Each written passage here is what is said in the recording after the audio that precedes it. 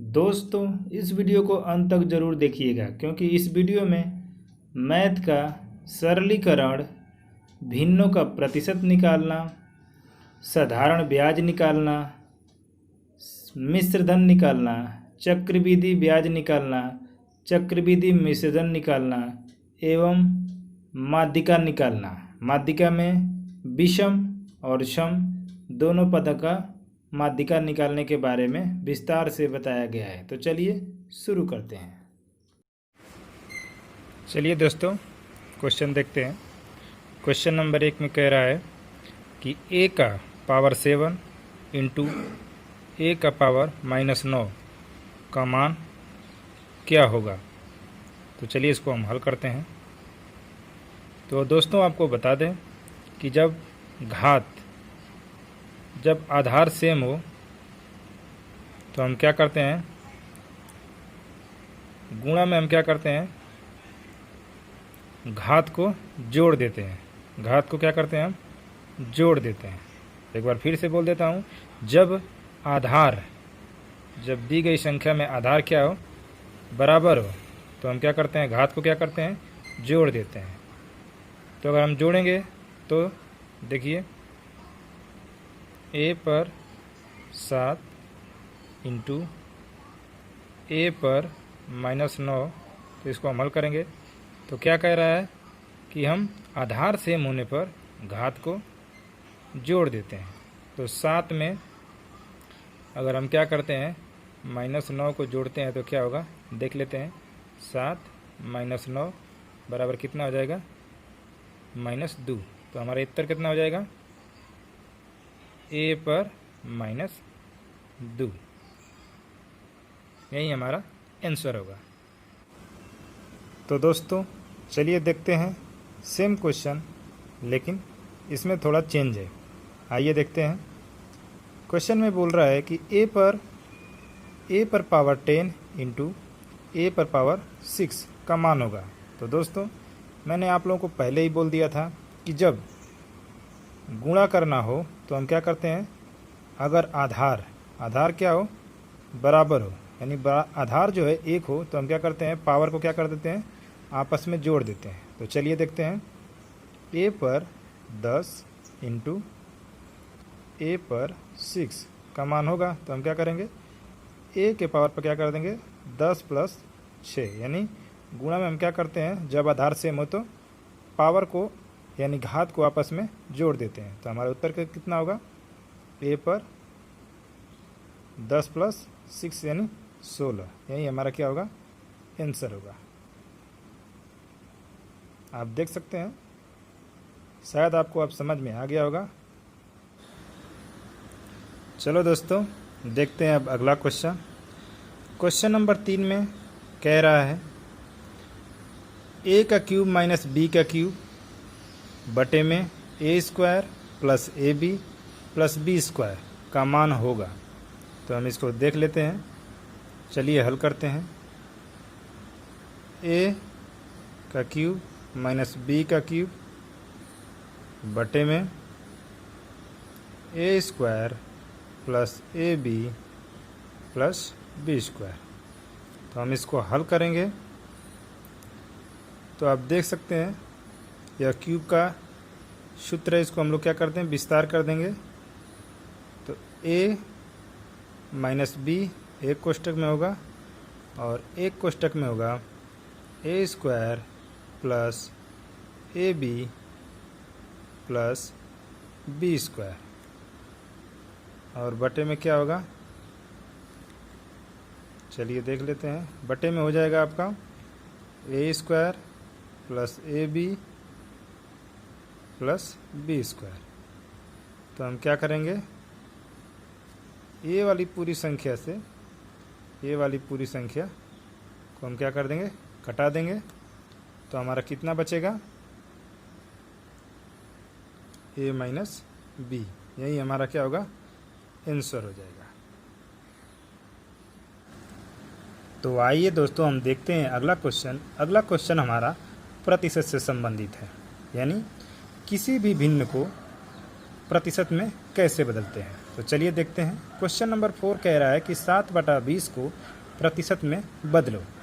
तो हम आपको बता दें, प्रतिशत का जो चिन्ह होता है वह इस प्रकार होता है, और प्रतिशत का मतलब होता है कि कोई भी राशि 100 में से कितनी है, यानी कोई भी राशि 100 में से कितनी है। यानी हम कह सकते हैं, अगर मान लीजिए कहते हैं 80%, यानी 100 में से कितना 80। अगर हम कहते हैं 20%, यानी 100 में से कितना 20, 100 में से कितना। तो प्रतिशत से हमें यह जानकारी होती है कि कोई भी राशि 100 में से कितनी है। तो आइए हम इस क्वेश्चन को हल करते हैं। यानी कोई भी भिन्न हो जिसे हम आसानी से हल कर सकते हैं। तो इसका नियम क्या कह रहा है, किसी भी भिन्न को प्रतिशत में बदलने के लिए 100 से गुणा करते हैं। तो हमारा जो भिन्न है 7/20, इसे हम क्या करेंगे 100 से मल्टीप्लाई कर देंगे। 100 से मल्टीप्लाई कर देंगे और इसको हम क्या करेंगे, अब कटा देंगे। 20 से कहीं हम 20 और 20 पाँचे 100। अब हम क्या करेंगे, 7 को 5 से मल्टीप्लाई करेंगे, तो बराबर 7 × 5, यानी हमारा कितना हो जाएगा 35%। यानी जो यह भिन्न है, जो दिया हुआ भिन्न है, वह 100 में से कितना परसेंट है, 35% है। क्वेश्चन नंबर 5 भी सेम है, जिसमें कह रहा है कि 4/5 को प्रतिशत में बदलो। तो दोस्तों, मैंने अभी आपको पिछले क्वेश्चन में बताया कि किसी भी भिन्न को बदलने के लिए, यानी प्रतिशत में बदलने के लिए हम क्या करते हैं, दी गई भिन्न में हम 100 से गुणा कर देते हैं। तो चलिए इसको हम हल करते हैं। 4/5 × 100, तो हम क्या कर दें, 5 के हम 5 और 5 दूनी 10 और एक 0 बच गया, यानी पूरा कटेगा तो कितना हो जाएगा 20। यानी हम 5 से अगर 100 में भाग देते हैं तो 20 बच जाएगा। तो अब हम क्या करेंगे, 4 को 20 से गुणा कर देंगे, तो हमारा कितना आंसर आएगा 20 चौके 80, यानी टोटल कितना परसेंट होगा 80%। यानी कहने का मतलब यह है कि 4/5 को हम प्रतिशत में बदलेंगे तो हमारा आंसर कितना आएगा 80%। यही हमारा आंसर होगा। दोस्तों, आइए हम देखते हैं अगला क्वेश्चन। अगला क्वेश्चन जो कि साधारण ब्याज से संबंधित है। क्वेश्चन में कह रहा है कि 2000 रुपये का 5% वार्षिक सरल या साधारण ब्याज की दर से 3 वर्ष का ब्याज कितना होगा। तो आइए हम देख लेते हैं। क्वेश्चन में दिया है मूलधन 2000 रुपये, दर 5% और समय कितना दिया है दोस्तों 3 वर्ष। तो हमसे क्या पूछ रहा है, साधारण ब्याज पूछ रहा है, यानी ब्याज कितना होगा। तो साधारण ब्याज का सूत्र होता है मूलधन गुणते दर गुणते समय बटे में 100। तो आइए हम ये पहले से लिख लिए हैं। मूलधन हमारा कितना होगा, मूलधन की जगह हम क्या कर देंगे, मूलधन लिख देंगे। तो क्वेश्चन में हमारा मूलधन दिया है 2000 रुपये। इसी तरह दर की जगह हम दर लिख देंगे, दर कितना दिया है 5%। और इसी तरह समय की जगह समय हम लिख देंगे, समय कितना दिया है 3 वर्ष और बटे में कितना हो जाएगा 100। तो हम इसको क्या करेंगे, अब कटा देंगे। 1 0 से 1 0 कटा दिया और 2 0 से 2 0 कटा दिया। अब हमारे पास कितना बचा 20 × 5 × 3। तो इसको हम आपस में जब गुणा करेंगे तो हमारा कितना होगा 20 5 100, या हम कह सकते हैं 100 गुणते 3, यानी कितना हो जाएगा 300 रुपये। ये 300 रुपये हमारा क्या होगा, ब्याज होगा। क्या होगा दोस्तों, साधारण ब्याज होगा।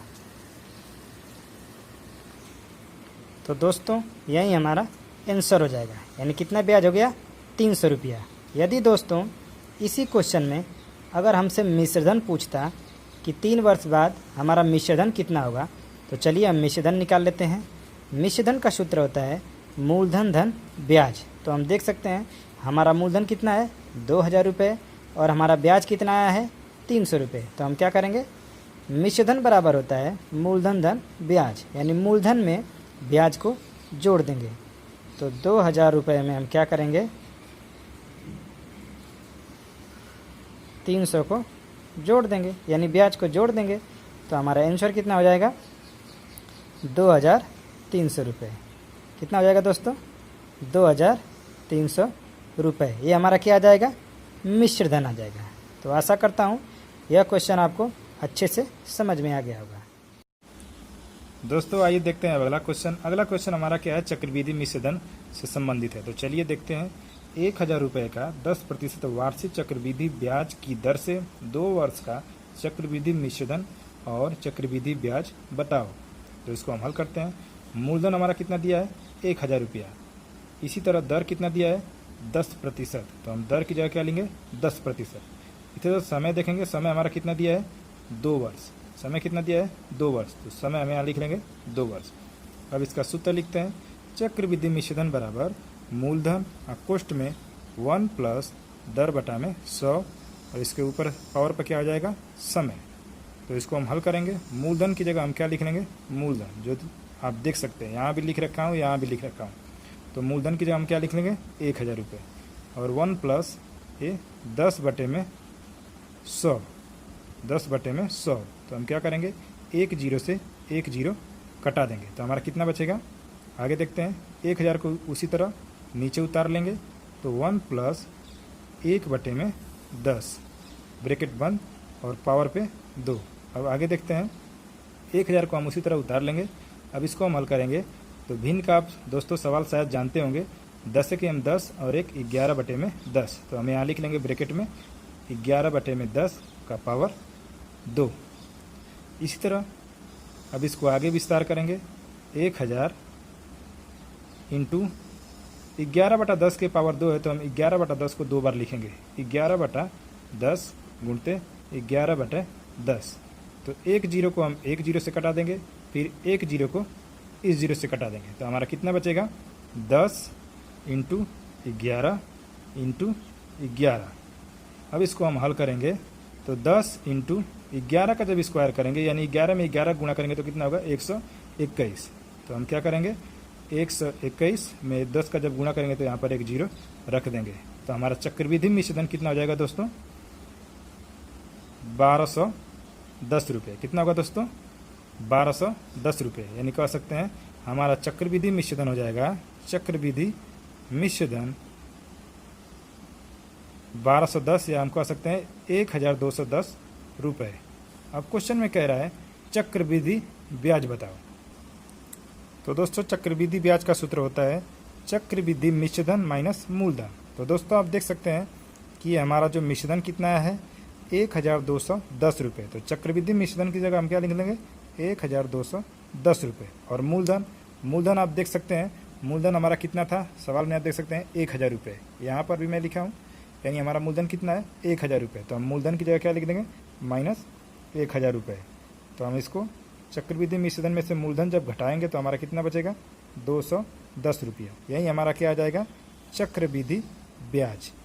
तो दोस्तों शायद आपको समझ में आया होगा कि हमारा चक्रवृद्धि ब्याज कितना हो जाएगा, 210 रुपये। यही हमारा क्या हो जाएगा, आंसर हो जाएगा। तो चलिए दोस्तों हमारा अगला क्वेश्चन है, माध्यिका से संबंधित है। 3 6 5 2 8 4 9 का माध्यिका बताओ। तो माध्यिका निकालने के लिए हमको क्या करना पड़ेगा, सबसे पहले हम दी गई संख्याओं को आरोही क्रम में लिखेंगे। आरोही क्रम का मतलब होता है बढ़ते क्रम में, यानी सबसे पहले छोटी वाली, फिर उससे बड़ा, फिर उससे बड़ा, फिर उससे बड़ा। तो चलिए हम इसमें देखते हैं। सबसे छोटा क्या है, 2 है, तो 2 लिख लेंगे। उसके बाद 3 लिख लेंगे। फिर उसके बाद 4, फिर उसके बाद 5, फिर उसके बाद 6, उसके बाद 8 और उसके बाद 9। तो हम क्या करेंगे, इन पदों को काउंट कर लेंगे, गिन लेंगे। 1 2 3 4 5 6 7, यानी 7। यानी 7 क्या होता है, हमारा दिया हुआ पद कितना है, 7। तो 7 एक विषम संख्या होती है। तो माध्यिका निकालने के लिए जब पदों की संख्या विषम हो तो माध्यिका निकालने का सूत्र क्या होता है, n + 1 बटे में 2। हाँ दोस्तों मैं एक बार फिर से आपको बताता हूँ, जब पदों की संख्या क्या हो, विषम हो, तो माध्यिका निकालने का सूत्र क्या होता है, n + 1 बटे में 2। तब हम यहाँ फिर हल करते हैं। n + 1 बटे में 2, n क्या है, पदों की संख्या है।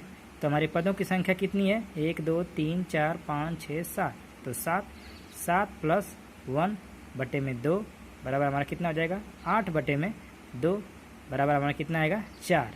तो जो ये 4 आएगा दोस्तों, ये हमारा माध्यिका नहीं होगा। अब हमको माध्यिका निकालने के लिए क्या करना पड़ेगा, जो हम आरोही क्रम में लिखे हुए हैं पदों को, उनमें हमें चौथा वाला भाग लेना पड़ेगा। जो चौथे नंबर पर आएगा वही हमारी माध्यिका होगा। तो हम इसको काउंट करते हैं, 1 2 3 4। तो चौथे नंबर पर क्या आ रहा है, 5 आ रहा है, तो यही हमारा माध्यिका होगा। तो माध्यिका बराबर क्या होगा, 5। बहुत सारे स्टूडेंट क्या करते हैं, जो हमारा ये 4 आता है विषम पद के लिए, पहले ही मैं आपको बता दे रहा हूँ, विषम पद के लिए जो ये 4 आता है, बहुत सारे स्टूडेंट गलती से 4 को ही माध्यिका लिख देते हैं, जिससे कि गलती हो जाता है। लेकिन ऐसा नहीं करना है आपको। इन पदों में से आपको चौथा पद काउंट करके यहाँ पर लिखेंगे, वहीं क्या होगा, हमारा माध्यिका होगा। तो 1 2 3 4, ये यानी 4 नंबर पर क्या आ रहा है, 5 आ रहा है, और 5 हमारा क्या होगा, माध्यिका होगा। दोस्तों आशा करता हूँ यह माध्यिका से संबंधित क्वेश्चन आपको समझ में आ गया होगा। दोस्तों नेक्स्ट क्वेश्चन देखते हैं। नेक्स्ट क्वेश्चन भी हमारा माध्यिका से संबंधित है, लेकिन सम पद वाली माध्यिका से संबंधित है। तो चलिए देखते हैं। 2 8 6 10 13 15 का माध्यिका बताओ। तो हम माध्यिका निकालने के लिए दोस्तों पहले ही आपको बताया था पिछले क्वेश्चन में कि पदों को हम क्या करेंगे, आरोही क्रम में लिख लेंगे। तो आरोही क्रम में क्या करेंगे, आरोही क्रम का मतलब होता है बढ़ते क्रम में, सबसे पहले छोटा, फिर उससे बड़ा, फिर उससे बड़ा, फिर उससे बड़ा, फिर उससे बड़ा। तो सबसे छोटा 2 है, उसके बाद 6, उसके बाद 8, फिर 10, फिर 13, फिर 15। अब हम क्या करेंगे, इन पदों को आरोही क्रम में लिख लेंगे, ठीक है। तो अब क्या करेंगे, हम इस पदों को काउंट करेंगे, गिनेंगे इसको। 1 2 3 4 5 6, 6 हो रहा है, यानी टोटल पदों की संख्या कितनी हो रहा है, 6। और 6 एक क्या है, सम पद है, सम संख्या होती है। तो सम पद है, तो माध्यिका, सम पदों का माध्यिका निकालने का सूत्र होता है n/2वां पद प्लस n/2 प्लस 1वां पद, और कुल के बटे में क्या होगा, 2 हो जाएगा। हाँ दोस्तों, कुल के बटे में 2, ये सम पद का सूत्र है दोस्तों, यानी पदों की संख्या क्या है जब सम हो। फिर हम क्या करेंगे, n क्या है, पदों की संख्या है, तो 6 है, तो हम n की जगह क्या लिख लेंगे, 6 बटे में 2 वहाँ पद, प्लस 6/2 प्लस 1वां पद, इसको हम क्या करेंगे, ब्रैकेट में बंद कर देंगे। फिर कुल के बटे में 2। फिर हम आगे क्या करेंगे, अब इसको हम भाग देंगे, कटाएंगे, तो हमारा क्या हो जाएगा, 2 3 6, यानी 3 बार में जाएगा, तो तीसरा पद।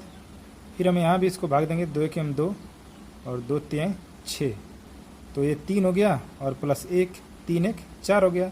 तो हम क्या लिख देंगे, चौथा पद, यानी तीसरा पद, ये जो दे रखा है, कटने के बाद जो 3 है, तीसरा पद प्लस चौथा पद, कुल के बटे में 2। तो हम क्या करेंगे, इन पदों में तीसरा पद काउंट करेंगे, 1 2 30। तो तीसरा पद हमारा क्या हो जाएगा, ये 8 हो जाएगा, और चौथा पद क्या हो जाएगा, हमारा 10 हो जाएगा। तो तीसरा की जगह हम तीसरा पद लिख देंगे, और चौथा की जगह हम चौथा पद लिख देंगे, और कुल के बटे में 2 हो जाएगा। तो अब हम क्या करेंगे, 8 और 10 को आपस में जोड़ देंगे, तो 18 हो जाएगा, 18 बटे में 2, 18 बटे में 2 हो जाएगा। जब हम भाग देंगे तो 2 1 हम 2 और 2 9 18, तो हमारा माध्यिका क्या आ जाएगा, 9 आ जाएगा। यही हमारा आंसर हो जाएगा। और विषम पद में क्या था, जो माध्यिका यहाँ आने के बाद हमें पदों में से काउंट करके उस पद को लिखना पड़ रहा था, लेकिन सम पद में ऐसा नहीं है। सम पद में कटाने के बाद जो आएगा वही हमारे माध्यिका होगा। दोस्तों आशा करता हूँ यह क्वेश्चन आपको अच्छे से समझ में आ गया होगा। दोस्तों अगला क्वेश्चन में कह रहा है 3 के घाते 4 इंटू 3 के घाते 5 इंटू 3 के घात -9 इंटू 3 के घात -2 का मान ज्ञात करो। तो दोस्तों आपको मैंने पहले दूसरे या तीसरे क्वेश्चन में मैं बताया था कि जब आधार अगर बराबर हो, आप देख सकते हैं यहाँ भी 3 है, यहाँ भी 3 है, यहाँ भी 3 है और यहाँ भी 3 है। जब आधार बराबर हो तो हम क्या करते हैं, और गुणा दे रखा हो, सभी गुणा हो, तो हम क्या करते हैं, घात को आपस में जोड़ देते हैं। दोस्तों घात को क्या करते हैं, आपस में जोड़ देते हैं। तो चलिए इसको देखते हैं। 3 के पावर 4 इंटू 3 के पावर 5 इंटू 3 के पावर -9 इंटू 3 के पावर 2। तो हम क्या करेंगे, घात लिख लेंगे, आधार को पहले लिख लेंगे 3, उसके ऊपर क्या है, ब्रैकेट में हम घात को लिख लेंगे 4 + 5 और इसको हम क्या करेंगे प्लस वाले को 2 यहाँ लिख के फिर माइनस वाले को अलग यहाँ लिख देंगे, फिर इसको हम जोड़ेंगे। तो आधार 3 और उसके ऊपर ब्रैकेट में हम घात में क्या लिखेंगे 11 माइनस 9। और हम क्या करेंगे 11 में से 9 घटाएंगे तो क्या आएगा 3 हम आधार लिख लेंगे और उसके ऊपर घात कितना हमारा आ जाएगा 2। 11 में से 9 घटाएंगे तो क्या आएगा दोस्तों 2। तो अब हम क्या करेंगे जो 2 आया है इसका कहने का मतलब है 3 के पावर 2 है, यानी 3 2 बार लिखा गया है। तो 3 गुणते 3 जो इक्वल टू हमारा कितना आएगा 9। यानी किसी भी संख्या पर अगर पावर जितना बार दे रखा है उतना बार हम उसका क्या करते हैं गुणा करते हैं। जैसे मान लीजिए अगर दे दे कि 4 के पावर 3 तो हम 4 कितना बार लिखेंगे 3 बार, 4 गुणते 4 गुणते 4। ये नहीं कितना लड़के क्या करते हैं गलती से लिख देते हैं 4 गुणते 3 ऐसे करके लिख देते हैं, ये गलत है और ये सही है। तो इसी तरह 3 के पावर 2 होगा, इसका मतलब 3 गुणते 3 बराबर 9। यही हमारा क्या हो जाएगा आंसर हो जाएगा। हाय गाइस, आज की वीडियो कैसी लगी? अगर वीडियो अच्छी लगी तो आप वीडियो को लाइक करें, शेयर करें और हाँ कमेंट्स करना ना भूलें। अगर आप हमारे चैनल पर नए हैं तो चैनल को सब्सक्राइब करें, साथ ही बेल वाली घंटी को टच करें और बेल वाली घंटी को टच करके ऑल वाली बटन पर क्लिक करें ताकि आपको हमारी आने वाली सभी वीडियो की नोटिफिकेशन मिलती रहे। Smart education with CRB, always with you. Thanks for watching. Thank you.